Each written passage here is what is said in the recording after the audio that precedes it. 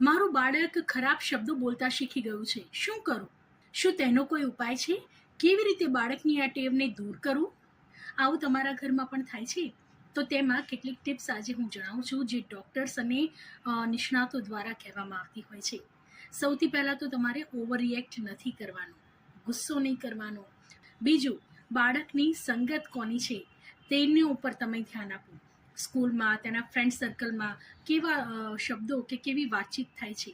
Next, ઘરનું વાતાવરણ કેવું છે તેના ઉપર પણ નજર કરો. શું વડીલો કોઈ જાણે અજાણે આવા શબ્દો બોલી જતા હોય, આ રીતની વાતચીત કરતા હોય, આવો ટોન તેમનો હોય, તો તેમને એ વખતે શાંતિથી ટોકીને તમે એમને ના પાડી દો કે આ રીતની વાત કે આ રીતના શબ્દો ન વાપરે.